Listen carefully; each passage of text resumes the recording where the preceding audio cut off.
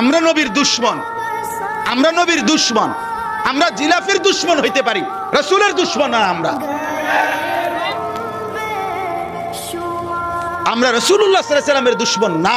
প্রয়োজনে যদি বলে রাজপথে, প্রয়োজনে যদি খোলা ময়দানে নবী প্রেমের জন্য তুমি কোন প্রমাণ দিতে হয়, কোন মহব্বত দেখাইতে হয় তুমি বলো, আমরা কওমির লক্ষ লক্ষ আলেম দেখাবো রাসূল প্রেমের কোন নমুনা দেখাইতে হবে।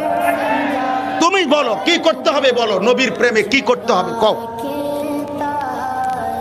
রাসূলুল্লাহ সাল্লাল্লাহু আলাইহি ওয়াসাল্লামের মহব্বতে কি দেখাইতে হবে সেটা বলো। রাসূলুল্লাহ সাল্লাল্লাহু আলাইহি ওয়াসাল্লামের মহব্বতে যদি বলেন দাড়ি রাখতে হবে, আমরা দাড়ি রাখি না। রাসূলুল্লাহ সাল্লাল্লাহু আলাইহি ওয়াসাল্লামের মহব্বতে যদি বলেন মেসওয়াক করতে হবে, আমরা মেসওয়াক করি না। রাসূলুল্লাহ সাল্লাল্লাহু আলাইহি ওয়াসাল্লামের মহব্বতে দস্তরখান বিছাইতে হবে, আমরা দস্তরখান বিছাই না। রাসূলুল্লাহ সাল্লাল্লাহু আলাইহি ওয়াসাল্লামের মহব্বতে দুরুদ সালাম পড়তে হবে, আমরা দুরুদ সালাম পড়ি না। রাসূলুল্লাহ সাল্লাল্লাহু আলাইহি ওয়াসাল্লামের মহব্বতে মদিনা রওজা পাকে যাইতে হবে, আমরা ইনশাআল্লাহ কসম করে বলি বাংলাদেশে কওমি মাদ্রাসার আলেমদের চাইতে বেশি কেউ মক্কা মদিনার জিয়ারতে যায় না।